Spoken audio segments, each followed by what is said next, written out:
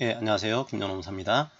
오늘은 한국지임 사건에 대한 그 판례를 하나 소개드리겠습니다. 예, 통상임금에 관련된 판례인데요.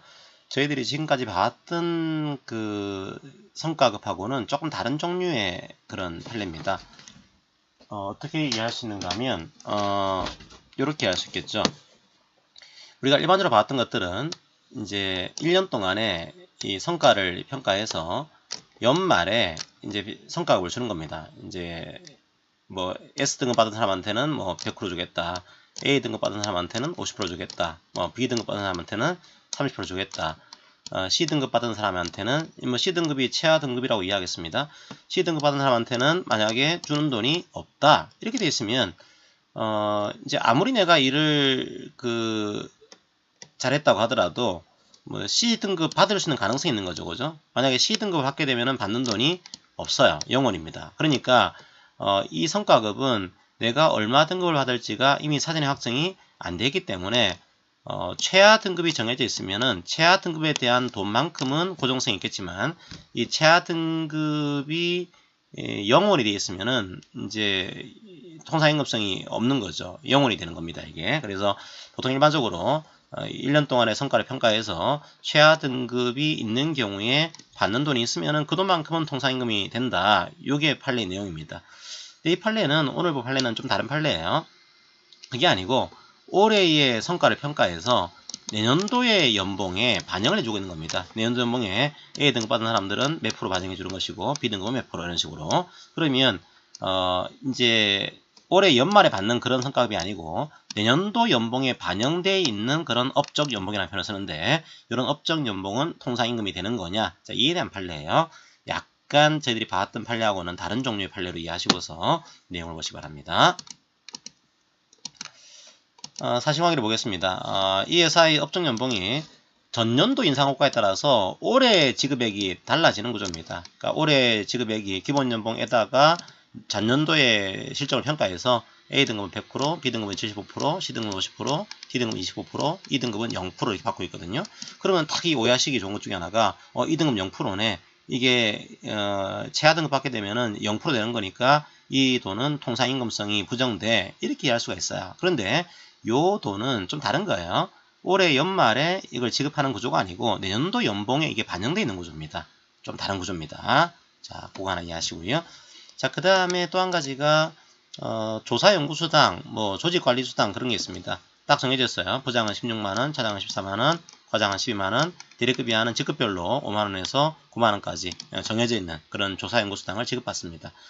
가족수당도 이제 진정가족수당도 있지만 부진정가족수당, 독신자에게도 그냥 만원을 지급하는 그런 가족수당이 있습니다. 기성여비, 휴가비, 개인연금 보험료, 직장단체 보험료 이런 것들이 있어요. 정액 지급합니다. 하지만 중요한 것은 퇴사한 근로자에게는 지급하지 않습니다. 재직을 하고 있어야지만 지급하고 있고 퇴사한 근로자에게는 이 돈을 안 주고 있다. 이 경우에 과연 이런 돈들이 통상임금인 거냐 아닌 거냐. 자, 이에 대한 판례예요. 한번 하나하나씩 볼까요? 첫 번째 업종연봉. 업종연봉을 보겠습니다. 이거는 통상임금이 맞습니다. 자, 왜냐하면 이 돈은 올해 연말에 이제 그 실적을 평가해 주는 게 아니고요. 전년도 근무 실적에 따라서 이 돈이 반영이 되어 있는 거죠.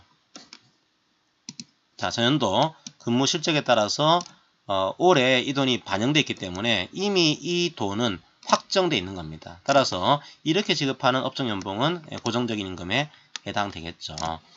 자, 그런데 만약에 이 돈을 전년도에 그냥 연말에 지급해야 되는 건데 지급 시기만 그냥 올해 1월달에 지급했다. 이 경우는 통상임금성이 부정되겠죠. 물론 그런 경우에도 최하 등급 받더라도 일정액을 최소한 금액으로 보장해주고 있다. 이 경우에는 일정액의 최소 한도 내에서만 고정적인 임금으로 평가를 하게 됩니다. 이 케이스는 그 케이스가 아니고 전년도 근무 실적에 따라서 올해 연봉에 반영되는 구조니까 확정되어 있는 겁니다. 그 경우는 고정성이 있다라고 하는 거 이해를 하시고요. 자, 그 다음에 조사연구수당, 조직관리수당, 가족수당 중에 본인분. 그러니까 이제 진정가족수당이 아니고 부진정가족수당이죠. 내 거를 받고 있는 독신자에게도 주고 있는 그런 가족수당. 자, 이 경우는 우리 판례 입장은 다 통상임금에 포함되는 것으로 보고 있습니다. 그러니까 이거는 소정근로의 대가로 계속적으로 정기적으로 일률적으로 그리고 고정적으로 지급하고 있는 거다라고 해서 모두 통상임금에 포함되는 것으로 이해하고 있습니다. 이제 또 하나의 중요한 문제는 이거였죠. 귀성여비 같은 것들이에요. 귀성여비를 주고 있습니다. 휴가비를 주고 있습니다. 이게 만약에 지급 의무가 있다고 한다면 임금성은 인정될 수가 있어요. 하지만 통상임금성은 재직 중인 사람에게만 지급하고 있습니다.